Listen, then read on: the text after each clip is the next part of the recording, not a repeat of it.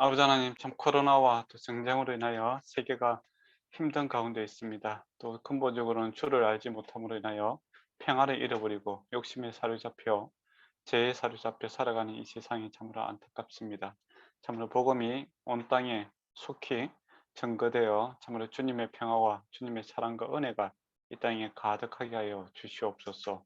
그리고 또한 이 아픔 많은 이 세상에 주님의 교회들이, 몸된 교회가 또 사랑의 치료자로서 또 복음의 평화에 합힌케 하는 그런 합힌케 하는 하나님의 아들들로서의 사명을 잘 감당할 수 있도록 성령 충만함을 허락하여 주시옵고, 우리 모임 가운데도 주께서 함께하여 주심으로 하나님께서 하신 놀라운 어, 구원의 사역을 잘 이해하게 하시고 또 우리 삶에 잘 적용해서 하나님 앞에 영광이 되는 그런 삶 되기를 원합니다. 그리고 우리 이웃들과 우리 형제들을 또 섬길 수 있는 선교의 자리까지 나아가기를 소망합니다.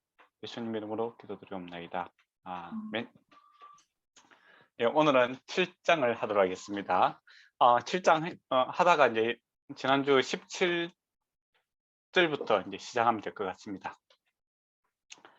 17절 보면 오직 주께서 각 사람이 나눠 주신 대로 하나님이 각 사람이 부르신 그대로 행하라. 내가 모든 교회에 이와 같이 명하노라 라고 되어 있습니다. 예, 여기서 또 오해를 하면 안 되는 부분이 있습니다. 이거 운명론으로 받아들이면 안 됩니다. 그러니까 뭐 계급 사회가 있다면 그 계급을 절대로 넘어서는 안 된다. 그런 신분, 억압하는 제도로 쓴다든지, 안 그러면 나는 사장이고 넌 직원이니까 직원으로 계속 살아라. 당신은 농민으로 태어났기 때문에 그대로 있어라. 그런 용도로 사용하면 안 되는 말씀입니다. 그래서 구체적으로 이제 뒤에 부분에 할례와 무할례자에 대해서 이제 이야기를 하고 있죠. 예. 이제 유대인들 중에서 이제 유대인들은 어릴 때 할례를 하지 않습니까? 그런데 나이가 들면서 이제 그 할례 행한 것을 이방인들이 이렇게 놀린다든지, 또 이방 사이에 들어가기가 힘든 하나의 이렇게 그 조건이 되기 때문에, 그것은 이제 할례 받은 사람이 무할례로 이렇게 수술을 받는 그런 일들도 이제 있었다라고 합니다. 그래서 할례 받은 자는 유대인으로 태어났으면 유대인으로 살고 이방인들은 이방인으로 살아라 하는 겁니다. 그러니까 하나님께서 하나님께서 일하심에 있어서 어떤 특정 종교라든지 특정 민족이라든지 또 뭐 특정 직분들을 또 신분이라든지 그런 것에 얽매이지 않는다라는 겁니다. 그리고 만약에 그 하나님께서 그 자리에 두신 이유는 그곳에서 빛과 소금의 역할을 잘 하고 또 그리스도의 정인된 삶을 살기를 위해서 이제 그곳이 이제 파송된 그런 것도 있죠. 그래서 환경을 이렇게 신경 쓰는 것이 아니라 근본적으로 우리가 신경 써야 될 것은 24절에 보면 부르심 받은 그대로 하나님과 함께 가라라고 되어 있습니다. 그러나 내가 어떤 민족인지 족속인지 또 어떤 환경인지, 그 세상이 주는 환경과 뭐 여건, 신분 이런 것에 집중하는 것이 아니라 내가 있는 오늘, 내가 하고 있는 이 일에, 또 내가 살고 있는 이곳에 나는 주님과 함께 가고 있는가, 그게 포커스를 이제 주어라 그렇게 되어 있습니다. 그러면 이제 뭐 종으로 있는 사람은 계속 종으로 있어야 되는가? 그건 아니죠. 기회가 있다면 자유롭게 되어라 이렇게 또 이야기를 하고 있지 않습니까? 근데 억지로 뭐 이거 권력 투쟁을 해서 내가 벗어나겠다 그렇게 하지 마시고, 그렇게 하는 것이 아니라 그곳에서 만족하라라는 겁니다. 만족하고 하나님과 함께 거하고 하나님의 뜻을 행하는 것에 이렇게 집중해야 된다라는 것이죠. 그래서 이제 종으로 태어났다면 억울하게 생각되지 않겠습니까? 그러나 주께서 22절을 보면 주께 속한 자유인이다. 그러니까 뭐 세상에서는 종이라고 할지 모르지만은 너희는 이미 자유인이다 라는 것이죠. 그리고 뭐 자유인들은 그리스도의 종이다 그렇게 이야기를 하고 있죠. 그러니까 세상에서 주는 그 지위라든지 뭐 세상의 관점에서 나를 판단하는 것이 아니라 하나님이 나를 어떻게 바라보고 있는가, 그게 집중하며 살아야 된다라는 것이죠. 그래서 이제 그냥 그 7장의 내용들이 거의 이제 만족과 이렇게 관련되어 있습니다. 만족. 사실 불만을 가질 수 있지 않습니까? 그렇지만은 이 불만을 없애는 방법 중에 뭐냐? 내가 뭐 사회에서 여건을 갖다가 뭐 바꾼다, 환경을 바꾼다든지 내 지위를 상승하는 것이 아니라 주님 안에서 만족을 찾게 되고 주님 주시는 만족을 알게 되면은 그곳에서 주님이 원하는 일들을 해 나갈 수 있고 참된 만족과 가치를 이제 재창출할 수 있다. 이제 그렇게 바울이 접근하고 있습니다. 그리고 25절에 보면 이제 처녀에 대하여 받은 계명이 없으되 주의 자비하심을 받아서 충성스러운 자가 된 내가 의견을 말하노니 이제 그렇게 이야기하고 있습니다. 이 대목이 참 중요합니다. 그러니까 우리가 말씀에 이제 어떤 주제가 있을 때 이게 하나님의 말씀으로 정확하게 주어진 경우가 있죠. 그죠? 그러면 거기에 대한 답을 정확하게 알아야 되는 거고, 또는 이제 반대로 이제 주께서 이야기하지 않은 그런 부분이 있습니다. 소위 말하면 아디아폴라 영역이라고 해야 되겠죠. 그러니까 뭐 예스도 노도 아닌 가치 중립적인 그런 그에 대해서는 이제 내 의견은 이렇다라고 이렇게 이야기를 하는 거죠. 그래서 저와 여러분도 어떤 주제가 있을 때 성경에서 일단 답을 찾아보고 성경에서 답이 없다면은 또 큰 이제 하나님의 기독교 사상이라는 관점에서 이렇게 또 접근을 하는 것이 맞다라는 겁니다. 그래서 이제 전하는 자는 이게 하나님의 뜻에 있는 것인지 내 의견인지 분명하게 이렇게 분별할 수 있는 그런 지혜가 있어야 된다라는 것이죠. 천의에 대해서는 이제 그냥 지나는 것이 좋다 이제 이렇게 이야기를 하고 있는데, 그거는 이제 조건이 있습니다. 어떤 조건이 있냐면 특수한 조건이 뭐냐, 임박한 환란으로 말미암아 그냥 지내는 것이 좋으니라라고 되어 있습니다. 그러니까 그 이제 바울이 이제 이 고린도전서를 이제 쓰고 있는 이 시점에 앞으로 임박한 그 어떤 문제가 큰 환란이 있을 거라는 이제 직감을 하고 있습니다. 그것 때문에 이제 처녀는 이제 그대로 있음이 좋고, 또 결혼한 사람은 결혼한 대로 그대로 유지하라 이제 그렇게 이야기를 하고 있죠. 그래서 임박한 이제 환란이 뭐냐라고 했을 때 AD 70년도에 그 그리스도인들이 이제 네로에 의해서 대대적인 핍박을 받게 됩니다. 예. 그래서 이제 또 그런 징조들이 이제 계속 보이고 있는 것이죠. 그래서 이제 바울이 앞으로 어려움들 때문에 자기가 처해 있는 그 환경을 무리하게 바꾸려고 하지 말고 그곳에서 이제 답을 찾아라, 그런 식으로 접근하고 있다라는 겁니다. 그래서 이 특별한 사항을 이제 이해를 하고 이제 받아들여야 된다라는 것이죠. 쉽게 이야기하면 이제 적용하면 그렇죠. 뭐 만약에 여러분이 갑자기 미국으로 유학을 가야 된다, 그죠? 근데 결혼하고 두 사람이 같이 가면 상관은 없는데 한 사람만 가야 된다, 그러면 그건 좀 이상하잖아요, 그죠? 그래 한 5년 정도 10년 정도 있어야 된다라고 하면은 결혼의 의미도 없는 거고, 또 서로의 사랑을 갖다가 확인할 수 있는 방법도 없는 거고, 그럴 때는 차라리 혼자 가는 게 맞고, 그런 식으로 이제 특별한 상황 하에서 지금 이것이 주어지고 있다라는 겁니다.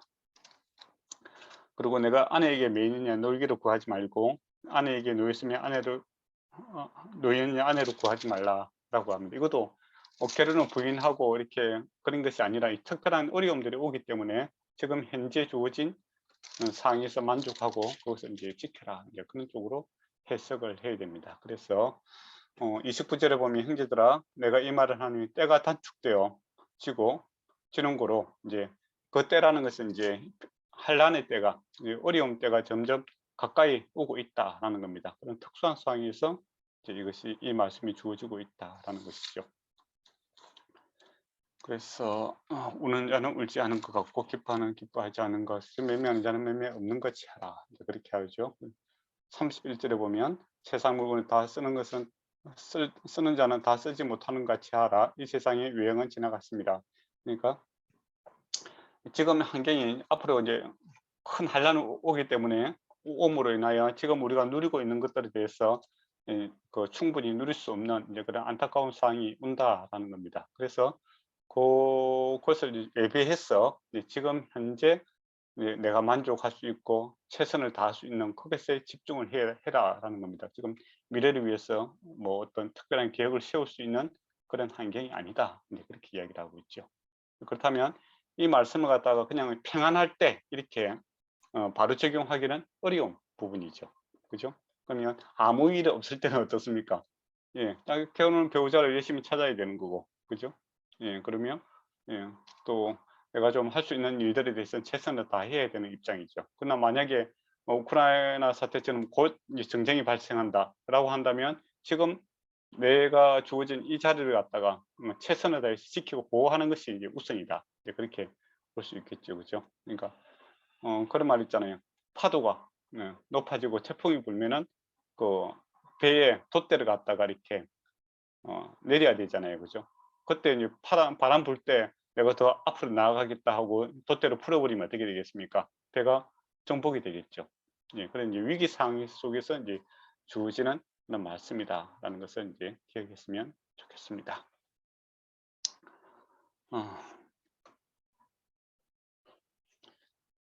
그래서 32절에 보면 예.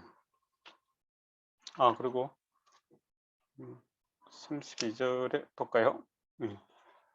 너희가 염려 없기를 원하노니 장가가지 않는 자는 주의 일을 염려하여 어찌하여 주를 기뻐하시게 할까, 이제 그렇게 이야기를 하고 있죠.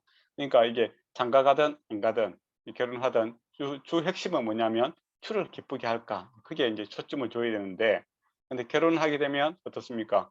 뭐 전문 거의 그러니까 하나님의 일에만 전념할 수 없지 않습니까? 그게 이제 현실이거든요. 그래서 가족을 돌봐야 되고, 그러니까 마음이 이렇게 나누어진다라는 겁니다. 그래서 바울은 그 주의 일을 힘쓰기 위해서 이제 혼자 있는 게 낫겠다, 이제 그렇게 이야기를 하는 거예요. 예. 근데 이거는 이제 특수한 상황이죠. 예. 그렇다고 해서 뭐 결혼하는 것이 죄는 아니다라는 것을 또 이야기를 합니다. 예. 그래서 예. 그런 이제 장가가는 거는 세상의 염려. 보자. 35절은 내가 이것을 너에게 말하면 너희의 유익을 위함이요 너희의 올무를 노려고 함이 아니요 오직 너희로 하여금 이치에 합당하게 흔들림 없이 주를 섬기게 하려 함이라 라고 되어 있습니다. 그러니까 주를 섬기는 것이 목적이고, 또 정말 이렇게 열심히 섬기고 싶다면 나처럼 혼자 있다면 혼자 있는 것은 괜찮다는 겁니다. 그렇지만은 결혼하는 이치, 내가 뭐 앞에서 이야기한 것처럼 이성에 대해서 이렇게 계속 마음이 가고 그러면 당연히 결혼해야 된다라는 것이죠. 이치를 벗어나지 말아야 된다라는 겁니다. 그리고 35절에 보면 올무가 될 수 있다라는 이야기를 하고 있죠. 이게 이제 지난번에도 이야기했지만 캐톨릭과 같이 사제들을 결혼을 못하게 하면 이 자체가 큰 올무가 됩니다. 예, 큰 문제가 되잖아요, 사실은. 예, 그래서 참 문제죠. 예, 바울이 성경 지면이 있는 것 같아요. 그래서 하나님 말씀에 그 허용한 것들을 갖다가 억지로 이렇게 이치에 안 맞게끔 제한을 하게 되면 그것 때문에 큰 문제가 생깁니다. 그래서 하나님의 그 창조 원리에 따라서 이렇게 살아가는 것이 옳은 일이죠. 그것이 하나님께 영광이 됩니다. 결혼하든 안 하든 주로 영광을 위해 살아야 된다 이거죠. 그리고 36절에 보면 만일 누가 약혼자에 대한 행동이 합당하지 못한 줄을 생각하면 그 약혼의 홍기가 지나고 그같이 할 필요가 있거든 원하는 대로 하라 라고 되어 있습니다. 그러니까 약혼을 했는데, 그죠? 시간을 무작정 이렇게 결혼 안 하고 계속 오래 두면 어떻게 되겠습니까? 예, 서로에게 불행해지죠. 여자도 그렇고 남자도 그렇고 나이가 이제 계속 많아지지 않습니까? 그러면 약혼이 만약에 파괴됐을 때 다른 사람한테 결혼도 못하고 홍기를 놓쳐버리지 않습니까? 그럴 경우에는 빨리 결혼해라, 이제 그런 식으로 이야기를 하고 있죠. 예. 그리고 예, 38절 보면 그러므로 결혼한 자도 잘하는 것이고 결혼하지 아니한 자도 더 잘하는 것이다. 이제 바울에게 사적인 감정이 약간 들어가 있는 거죠. 예. 예, 특수상이니까. 그리고 39절에 보면 이제 가부들에 대해서 이야기를 합니다. 아내는 그 남편이 살아있을 동안에 매여 있다가 남편이 죽으면 자유로워지는 거죠. 그리고 자기 뜻대로 시집가거나 주 안에서 이제 혼자 있을 수 있다, 이제 그렇게 얘기를 하고 있습니다. 그러나 바울의 개인은 그냥 지내는 것이 좋으나 예, 그러나 또 뭐 결혼하고 싶으면 해야 된다, 이제 그렇게 얘기를 하고 있죠. 그래서 로마법에는 이제 50세까지는 그 결혼을 이제 적극적으로 이렇게 권장을 합니다. 그리고 60세 이전에 이제 남편이 돌아가신다든지 뭐 그렇게 했을 때 혼자 남았을 때는 18개월 안에 이렇게 결혼을 하라는 이제 그런 법이 있었습니다. 로마에서는. 그러나 바울은 이제 자기 이제 생각에는 이제 혼자 있는 것도 괜찮다 그렇게 이야기를 하고, 또 결혼하고 싶으면 결혼해라 이제 그렇게 이야기를 하고 있죠. 그러나 여기서 핵심은 뭡니까? 예, 앞에 7장에서 주어진 핵심은 주를 위해서, 가정을 가지던 혼자 있던 주를 위해서 살아가는 것이 우리의 목적이다 라는 것이고, 또 만족하라 라는 겁니다. 혼자 사는 사람은 그곳에 만족하고, 또 결혼하는 사람들도 거기서 만족하고, 예, 그러니까 불만이라든지 시기 질투 이렇게 해서는 안 된다라는 겁니다. 만약에 결혼한 사람을 보고 시기 질투가 생기고 부럽다 하면 너도 결혼해라 이제 그거고, 또 나는 혼자 있는 게 더 좋다, 예, 혼자 있는 사람을 부러워하고 뭐 그렇게 하는데 억지로 결혼하려고 하지 말아라 이제 그렇게 이야기를 하는 것이죠. 예, 그리고 앞으로 환란이 곧 오기 때문에 무리하게 지금 현재 주어진 환경을 바꾸려고 생각하지 말고 자족하고 그곳에서 하나님을 섬길 수 있는 방법을 찾아라. 그렇게 정리할 수 있을 것 같습니다. 예, 그러면 7장을 우리가 했습니다. 7장은 했는데 혹시 뭐 질문할 거 있습니까? 여기서부터 계속 바울이 이제 고린도 교회가 바울에게 질문을 한 내용에 대해서 바울이 답을 하는 내용입니다. 그래서 우리도 이제 현재 우리가 살고 있는 이 문제들을 우리가 또 답을 찾아보는 것도 아주 좋은 일이라고 저는 생각합니다.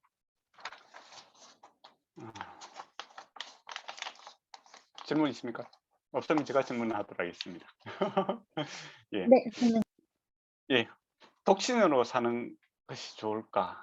안 그러면 이게 독신이 은사인가? 안 그러면 결단과 선택인가? 라는 질문을 한다면 뭐라고 답해야 되겠습니까?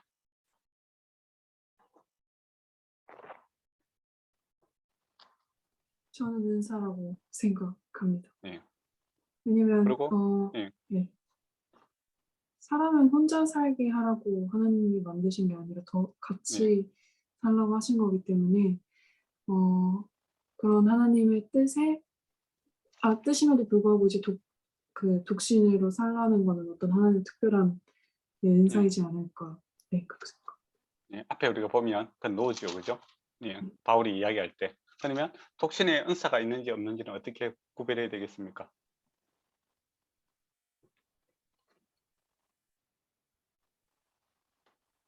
나는 독신의 은사가 있는지 없는지. 어떤 사람이 나는 독신으로 살겠다라고 했을 때 그 사람이 독신의 은사가 있는지 안 그러면 없는지를 어떻게 판단할 수 있을까요?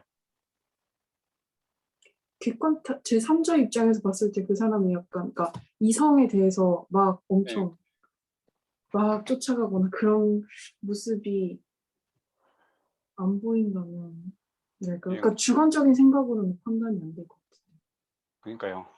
일단은 뭐 이성에 불이 듯한 그런 마음을 있거든요. 보면 불이 듯 일어나거든 이제 그런 표현을 씁니다. 그러니까 이성에 대해서 관심이 많고, 또 그것 때문에 계속 집중하지 못한다면, 하나님의 일이라든지 자기 일에 집중을 하지 못할 정도가 되면 그 사람은 이제 독신의 은사가 없다 이제 그렇게 봐야 되겠죠.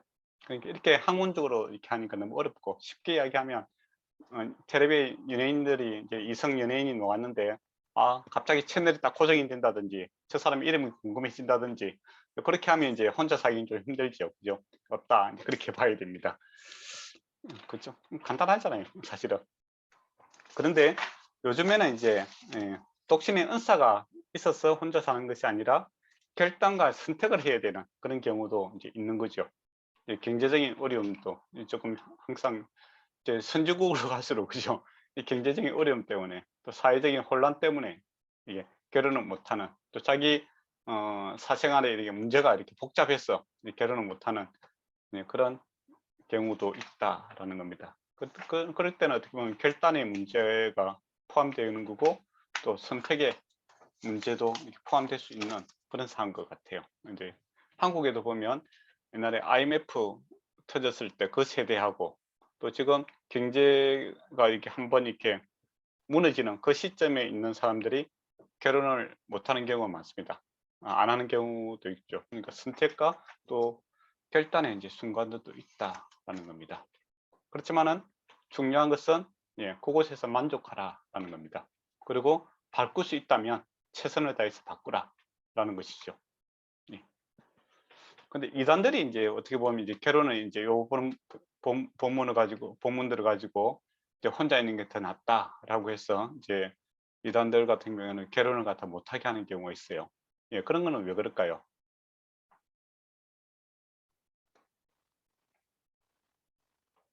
특히 그 촉말론적인 사고를 갖고 있는 그런 이제 집단 생활을 하는 사람들 보면은 결혼도 못하게 하고 결혼하면은 이제 그룹을 잃어버리는 것처럼 이야기해서 결혼 못하게 하고 그렇게 하는 이단들이 있죠. 왜 그렇게 할까?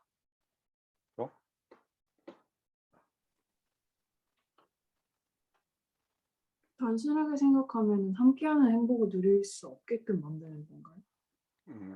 그런 것도 있겠죠. 그냥 일단 내가 이단이 아니니까 잘 모르겠지만은 근데 그거는 있어요. 확실한 거는 있어요. 이단들은 이제 결혼도 그렇고 가족으로부터 그 특정한 개인을 계속 분리시키려고 듭니다. 그러니까 그들이 가르치는 내용이 아주 그 편협됐잖아요. 그죠? 이성적이지 않고 그래서 이 소위 말하는 집단 체면처럼 이렇게 만들어 버리죠. 같은 교육을 받고 같은 시간 또 반대하는 사람들을 의견을 갖다가 완전히 차단해서 혼을 내줍니다. 그래서 이제 거기에 막 딱 매이게끔 하는 거죠. 그런데 결혼을 한다든지 그렇게 되면 가족이라는 게 생기지 않습니까? 그러면 배우자가 보고 그거 말도 안 된다 그렇게 하면서 이렇게 서로 생각을 갖다가 이렇게 나눌 수가 있지요. 그러다 보면 이제 그 조직이 깨지는 겁니다. 그래서 이단들 같은 경우는 이제 가정이라든지 친밀한 그 관계를 갖다가 다 끊어버려요. 그래서 완전히 그 사람을 고립시키는 겁니다. 그래서 의존할 수 있는 데가 이제 그 이단 단체밖에는 없게끔 그렇게 만들고 자기들 똑같은 생각만 하는 사람들끼리 이제 계속 이렇게 집단 체면처럼 이렇게 만드는 거죠. 그렇게 하기 위해서 이제 결혼을 금지하고 뭐 그런 이제 이런 본문들을 사용하고 있는데 이제 그게 문제다라는 겁니다. 그래서 이제 이 본문은 이제 임박한 환란이라는 이 특수한 상황에서 지금 바울이 주고 있는 그런 메시지다라는 겁니다. 그래서 결혼의 주제를 갖다가 만약에 우리가 공부를 한다면 성경 전체에서 이 결혼이라는 것이 어떤 것인지에 대해서 이제 알아보고 접근하는 이제 그런 게 필요하다라는 겁니다. 그리고 이제 결혼했을 때 이제 질문입니다. 질문을 했을 때 이제 주를 위한 가정이 어떤 주님을 위한 가정을 세워가는 것이 이제 예수 믿는 사람들의 이제 목적 아닙니까? 그러면 그렇게 하기 위해서는 어떻게 해야 될까? 그것도 한번 고민해봐야 되겠을 것 같아요. 보통 이제 우리가 결혼한다라고 했을 때 세상에서는 두 사람이 이렇게 잘 살아라 이제 그렇게 이야기하잖아요. 근데 우리는 이제 죽으나 사나 뭐 결혼을 하든 안 하든 주를 위하여 살아가는 사람들이잖아요. 그러면 두 사람이 결혼을 해서 주님을 위한 가정을 만든다라고 했을 때 뭐 어떻게 해야 되는가 이렇게 구체적으로 물어보면 우리가 어떻게 답을 해야 될까요?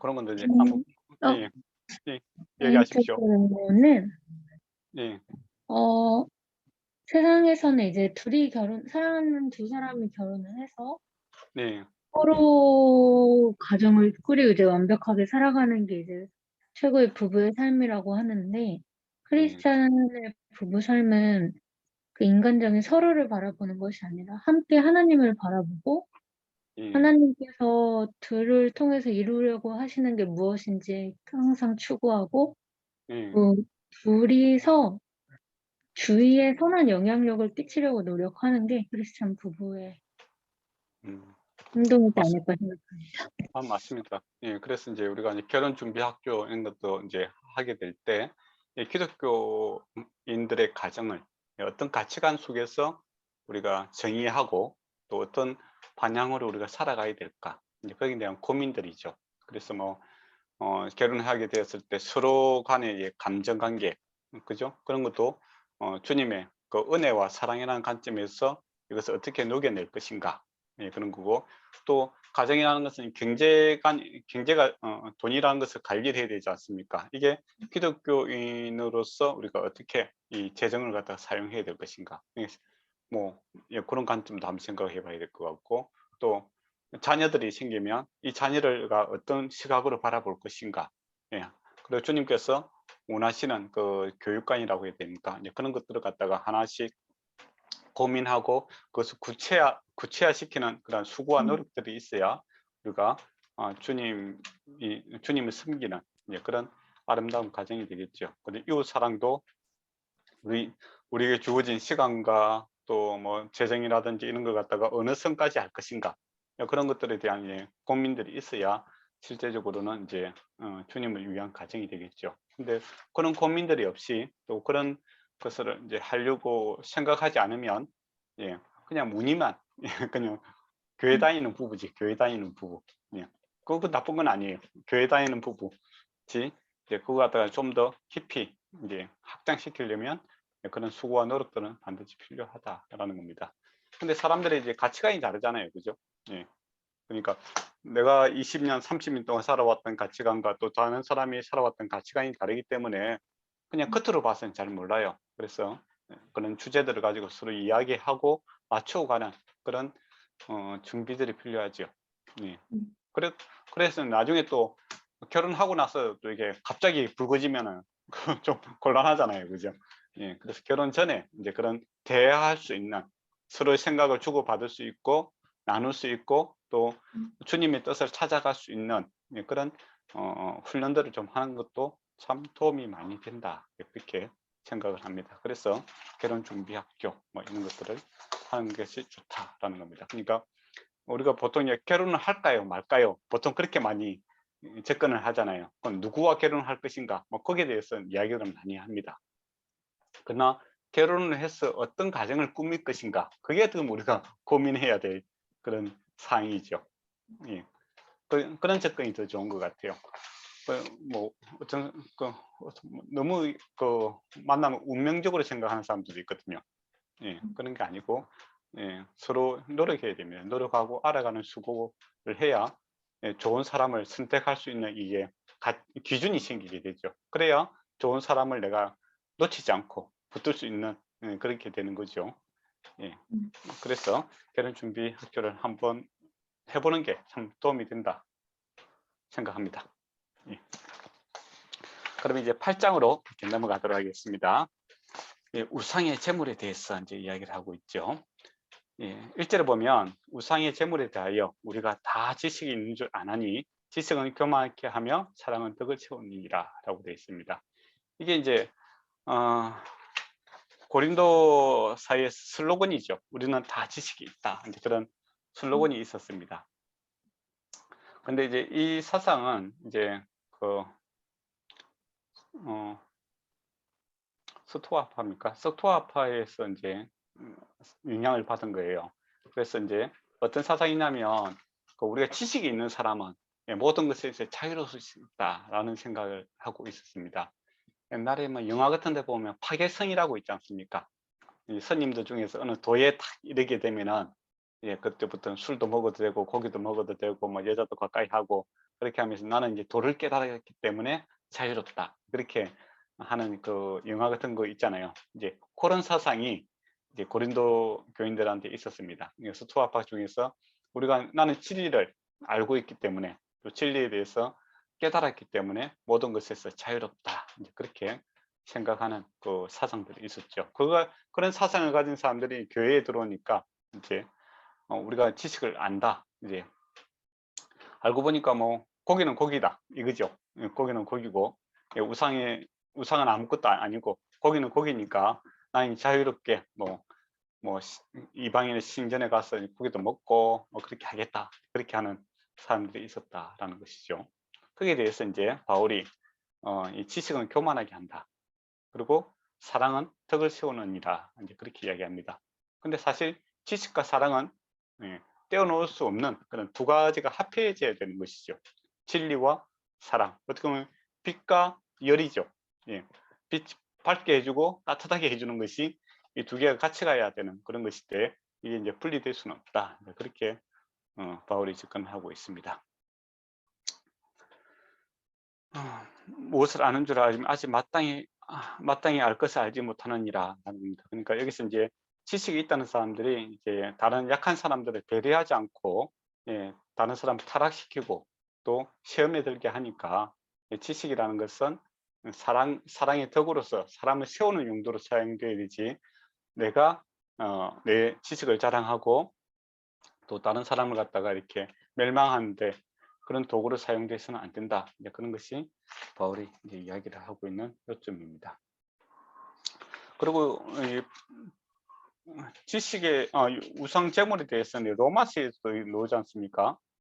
로마서 14장에서도 나오고 오늘 우리 고린도 8장에서도 나오는데 로마서 14장은 이제 강한 자에 대해서 이야기를 하고 있고, 여기는 이제 그 고린도전서 8장은 지식을 아는 자에 대해서 이제 이야기를 하고 있는 거죠. 그러니까 그 로마서 14장의 내용은 고기에 대한 이야기입니다. 그러니까 우상에 이렇게 바쳐졌던 재물을 가지고 이제 먹는 이야기를 이야기하고 있는 거고, 여기는 이방 신전에 들어가서 고기를 먹는 것까지 포함되어 있다라고 이렇게 보시면 될 것 같습니다. 그래서 이 지금 세 가지 케이스가 있겠죠. 일단은 이제 우상의 제물이 어떻게 만들어지는 것부터 이제 한번 생각해 봅시다. 어떤 사람이 이제 그 양을 가지고 이방 제사장 이렇게 간다고 생각해 봐요. 그러면은 뭐 내장이라든지 뭐 뼈에 붙어 있는 기름이라든지 그런 이제 어떤 별로 필요하지 않는 그런 것을 태워버립니다. 태워서 신께 드리고 그 재물을 갖다가 이제 나누어서 일부는 제사장이 가지고 일부는 그 제사를 드리러 온 사람에게 나누어 주는 거죠. 근데 제사장이 여러 번 이렇게 그 뭡니까 제사를 드리다 보면 고기가 많이 남겠죠, 그죠? 그러면 이제 그거 갖다 이제 파는 경우가 있었다. 이제 그렇게 보시면 될 것 같습니다. 그러면 이제 첫 번째 경우에는 이제 그 이방 신전에서 이제 함께 식사를 하는 이제 그런 경우가 있겠죠. 그리고 두 번째 경우는 뭐겠습니까? 그 고기를 팔았어요. 예. 시장에 유통이 됐다라는 겁니다. 그래서 그 고기를 사서 먹는 경우도 있을 것 같고, 세 번째는 이방인 친구가 있어요. 그 사람이 이제 그 집에 놀러 갔더니 이방 신에게 이제 제사 드리는 고기를 갖다 대접을 하겠죠. 그런 이제 세 가지 케이스가 이제 이방에게 드려진 고기를 접하게 되는 그런 경우라고 이렇게 보시면 될 것 같습니다. 근데 그 당시도 그렇고 지금도 그렇고 고기는 상당히 비쌌습니다. 그래서 자주 먹을 수 있는 그런 음식은 아니었다라는 것이죠. 네, 귀한 것이다 라는 겁니다. 그러면 그래서 이제 이 바울이 이제 1절에서 3절까지는 사랑은 덕을 세운다라는 이제 사랑이 지식이라는 것에 이제 사랑이 있어야 된다라는 것을 이제 강조를 합니다. 예. 그 지식에 사랑이 없다면 그건 이상한 것이다. 예. 그래서 누구든지 하나님을 사랑하면 그 사람도 하나님을 아는지라라는 겁니다. 그러니까 하나님의 바른 지식이 있는 사람은 사랑이라는 것을 알아야 된다라는 것이죠. 그러니까 사랑 없는 진리는 없다라는 것이죠. 진리에는 반드시 하나님의 사랑이 함께 가야 된다. 그 이야기를 하고 있죠. 그리고 4절부터 6절까지는 근본적으로 하나님은 한 분이시다. 이제 그 진리를 이제 바로 이제 정의를 하고 있는 것이죠. 예, 그래서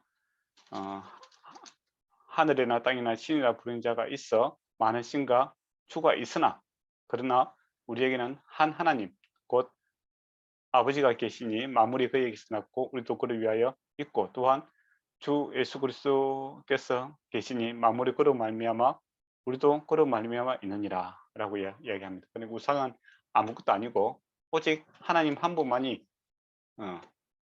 참 하나님이시고 또 예수 그리스도가 그 하나님이시고 우리는 주를 위해 살아간다. 그렇게 이야기를 하고 있죠. 주로부터 왔고 주를 위해서 살아가는 그런 진리를 갖다가 근본 진리를 갖다가 이야기를 하고 있습니다. 그리고 나서 이제 7절에서 이제 13절까지는 최고로 이제 고려해야 될 사항이 뭐냐라고 했을 때 예수님께서 연약한 형제를 위해서 죽었다라는 겁니다. 그래서 그들을 낙심시켜서 안 된다. 이제 그렇게 이야기를 하고 있는 거죠. 그래서 이 바른 지식은 사람의 세우는 용도로 사용해야 되지 다른 사람을 갖다가 이렇게 타락하는 용도로 써서는 안 된다라는 것을 이야기를 하고 있습니다. 10절에 보면 믿음이 약한 자들이 양심의 담력을 얻어 우상의 재물을 먹게 되지 않겠느냐라고 되어 있죠. 이 믿음이 약한 자들이 이제 어떤 사람들입니까?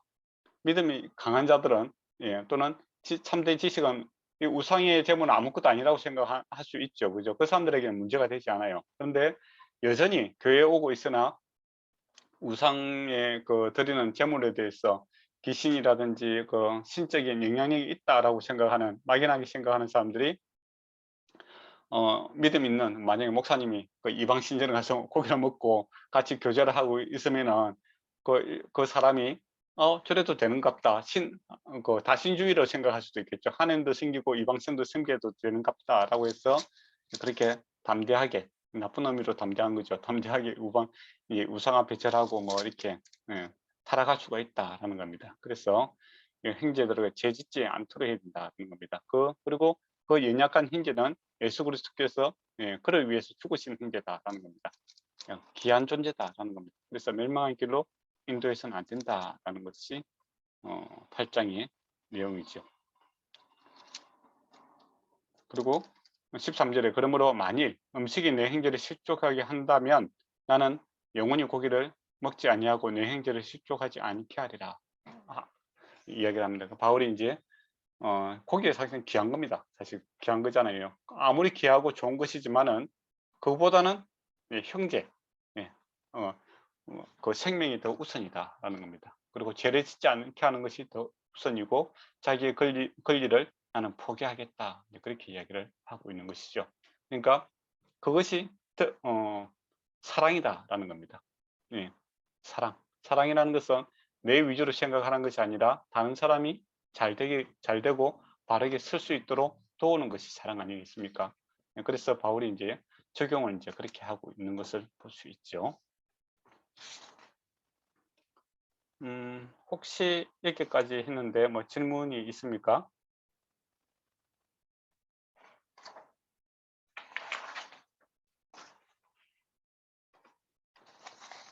네, 저는 괜찮을 것 같습니다. 저도 괜찮습니다. 저는 안 괜찮습니다. 예, 그래서 질문을 제가 이걸로 빨리 하고 질문을 갖다가 많이 하려고 그렇게 하는 거예요. 우리 시대에 있어서 우상의 재물은 무엇일까? 그런 것도 한번 생각해 봐야 되겠죠. 바울의 시대에 있어서는 뭐 이방 신전에 가서 이제 가는 이유가 뭐겠습니까? 지식 있는 사람이 교제하기 위해서 갔겠죠. 그러니까 그들과 교제하고 어떻게 보면 또 그들에게 나아가서 뭐 교제함으로써 전도하기 위해서 그렇게 갔다 이제 그렇게 이야기할 수 있을 것 같고 또 교제라는 것이 이웃 사랑의 한 목적이기도 하지 않습니까? 근데 그 목적은 좋은데 그것 때문에 안 좋은 영향도 생길 수 있다라는 것이죠. 그런 것들이 이제 우리 현대 교회 생활하면서 뭐 발생할 수 있는 일은 무엇일까? 이제 그렇게 한번 생각해 볼 필요가 있겠죠.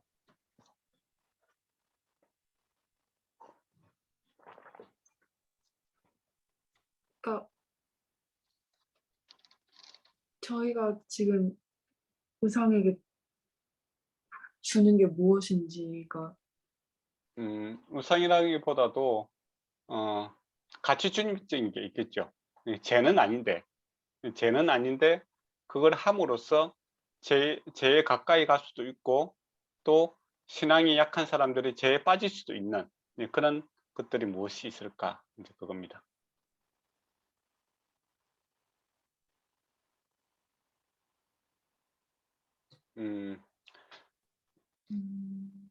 그러니까 이제 교제를 위해서 가고 있는 거죠, 그죠? 그러니까 고린도 교인들이 이방인과 교제하기 위해서 가는 거예요. 근데 고기라는 거, 그 자체는 죄는 아니지 않습니까? 고기는 고기일 뿐이에요. 근데 그 뒤에 있는 배경이 좋지 않았어. 예, 죄로 빠지기 쉬운 그런 환경이 있다라는 겁니다. 근데 믿음이 강한 자는 그것을 잘 이겨낼 수 있는데, 믿음이 약한 자는 그것에 유혹이 되어 죄에 빠질 수 있는, 예, 그런 것들이 무엇일까? 이제 그런 것이죠. 그래서 제가 이제 생각을 미리 해봤습니다. 예. 예. 보통 이제 우리가 이제 회사 다닌다든지 아니면 학교 다닐 때 보면 이제 교제를 하지 않습니까? 뭐 믿는 사람과 믿지 않는 사람들이 이렇게 교제를 하게 되죠. 사람들이 같이 뭐 놀러 다니는데, 근데 이제 믿지 않는 그 친구들이 보통 이제 뭐 술 먹으러 가자. 예. 그러면 나이트 클럽입니까? 요새 뭐죠? 그런데 가자라고 하죠. 그러면 이제 그 가서 춤추고 뭐 술 마시고 뭐 그렇게 하는 그 자체가 신앙적이냐라고 했을 때, 그냥 죄냐라고 했을 때 그 자체로 또 죄가 아닐 수가 있는 거예요. 그렇지 않습니까? 예, 그리고 목적도 좋은 수도 있죠.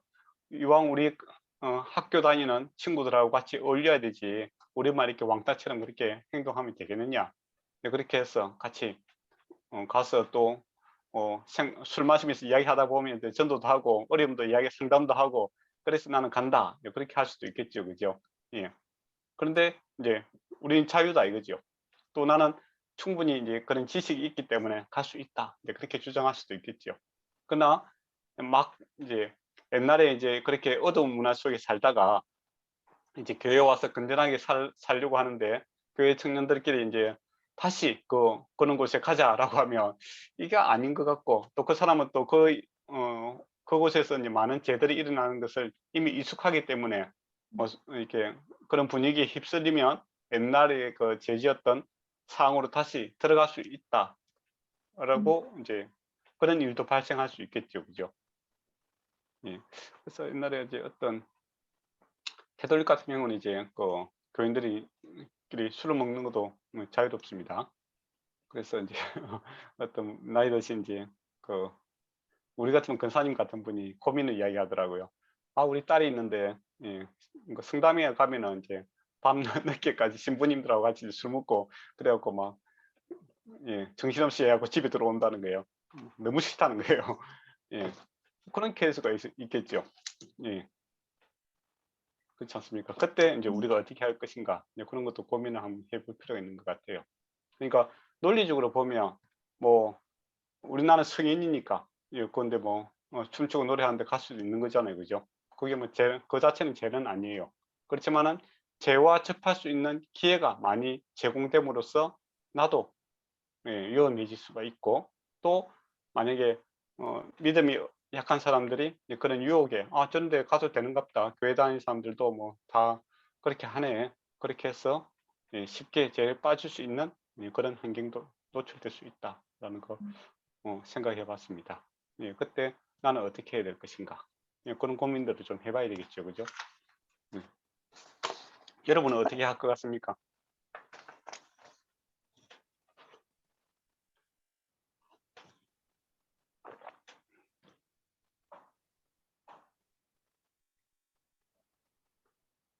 만약에 그런 고민을 갖고 있는 사람이 온다면 예, 저라면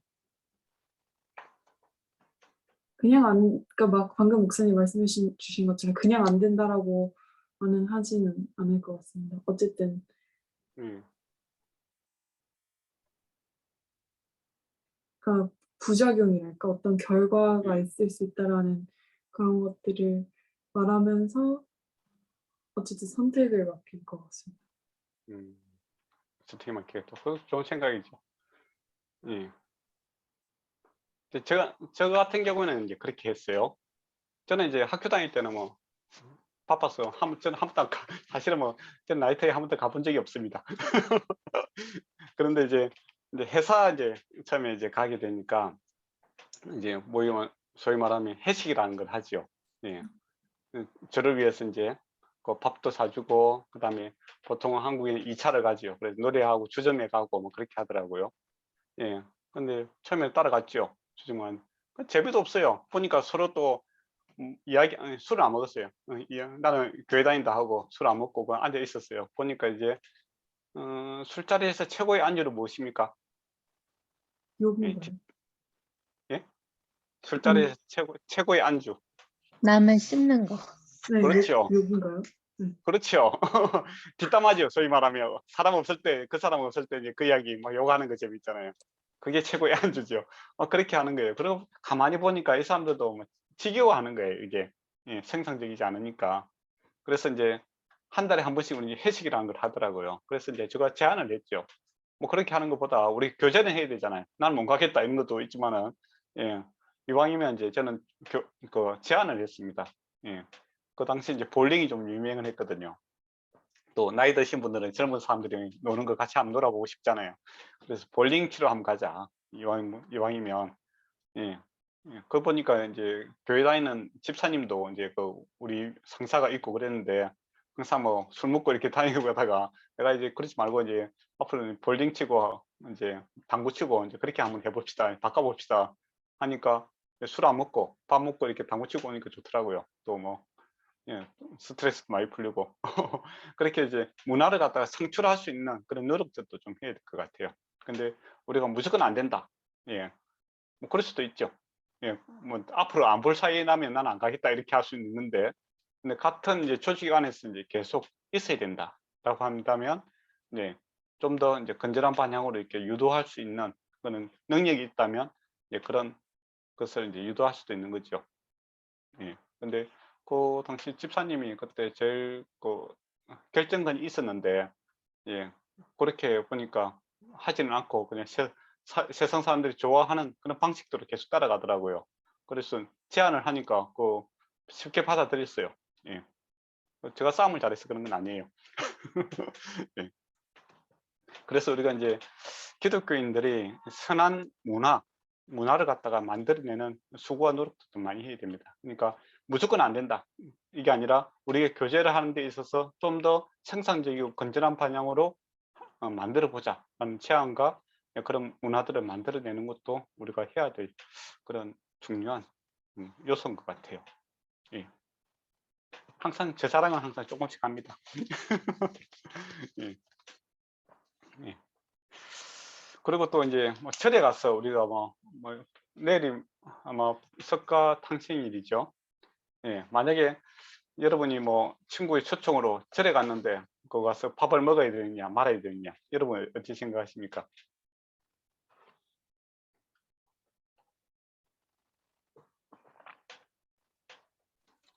그 친구가 제가 크리스천인 거를 알고 있냐 없냐도 약간 영향을 줄 수 있을 것 같긴 한데요. 예. 만약에 알고 있음에도 초청을 한다면 일단은 따라가기는 할 것 같습니다. 제 중심이 전혀 변하지 그럴 않고, 수도 있죠. 네, 예. 제가 알고 있기 때문에. 그 대신 그러면 저는 그 친구 보고 교회 오라고 한번 할 것 같습니다. 그렇죠. 딜을 할 것 같습니다. 품앗이. 그럴 네. 수도 있죠. 예. 나도 왔으니까 너도 와 이렇게 할 것 같습니다.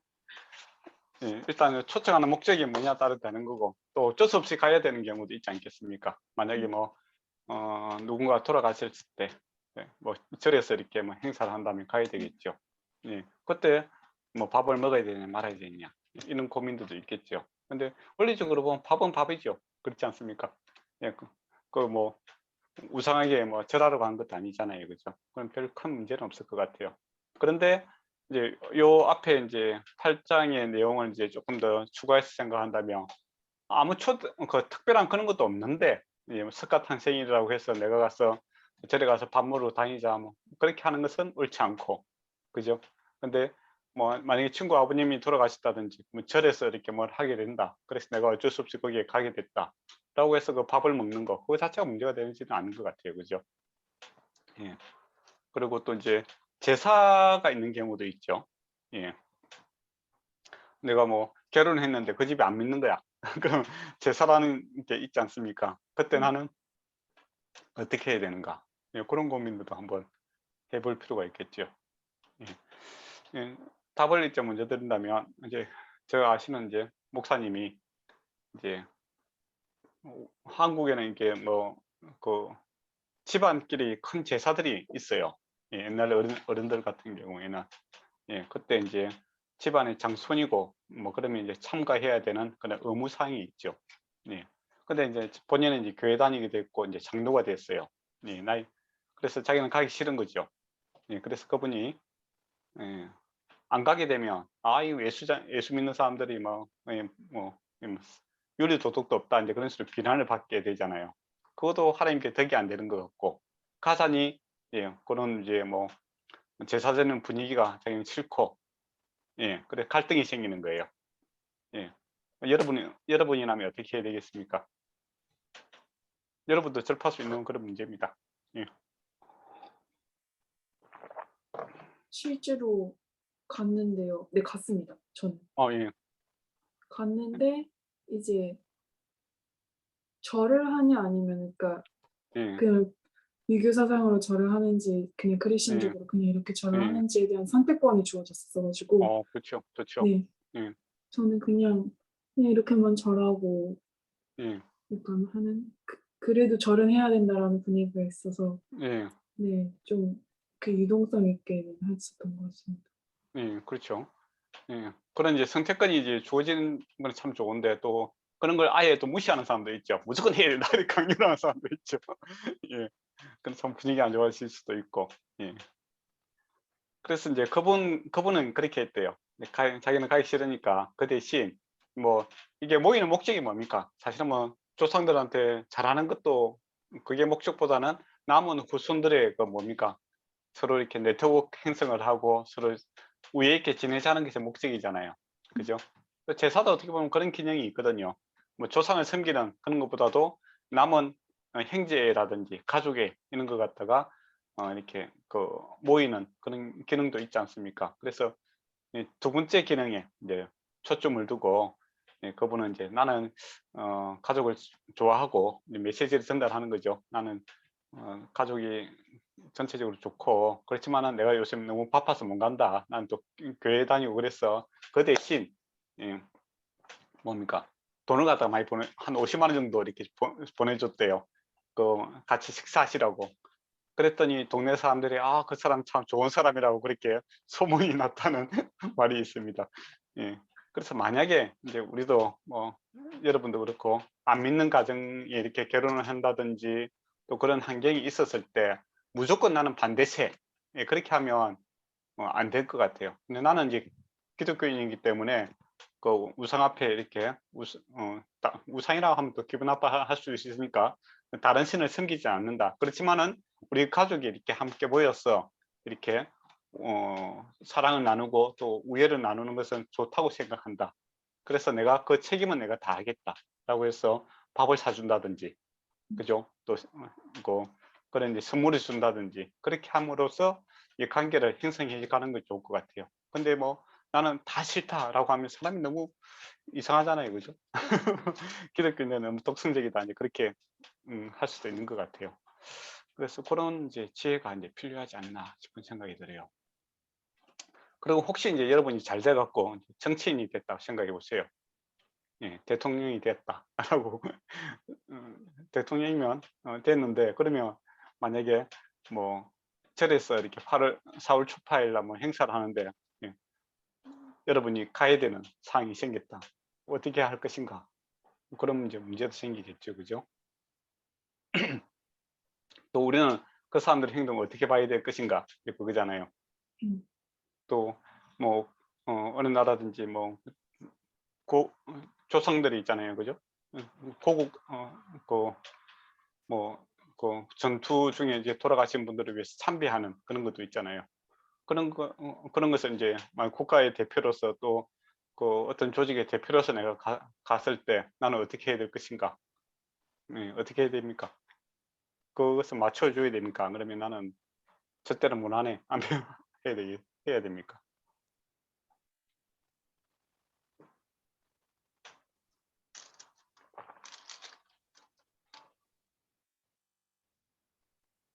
해줘야 되는 어느 네? 쪽이냐 하면 해줘야 되는 쪽일까요? 예.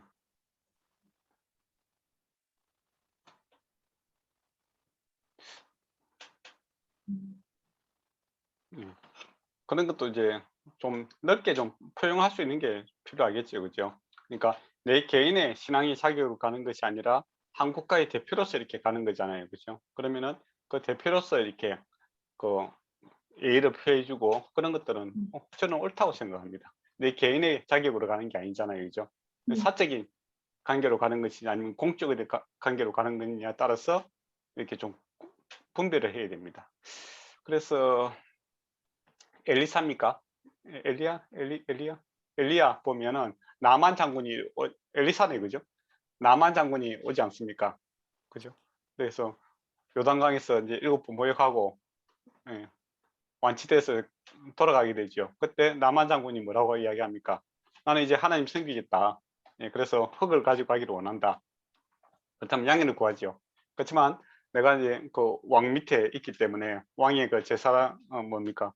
그런 행사에 참가해야 되는데 그거는 좀 이해해 달라. 그렇게 하니까 엘리사가 그거 이해한다. 예, 그렇게 허용해 주지 않습니까? 그죠? 그러니까 내 개인의 자격으로 하는 일과 내가 공적인 일로서 하는 것을 우리가 조금 분리해서 보는 그런 게 필요할 것 같아요. 예. 그러면 또 반대하는 사람도 있겠죠. 뭐 사람이 사적인과 공적인 어떻게 뭐 이렇게 분리될 수 있느냐 이렇게 반대하는 사람도 있을 수 있어요. 그죠?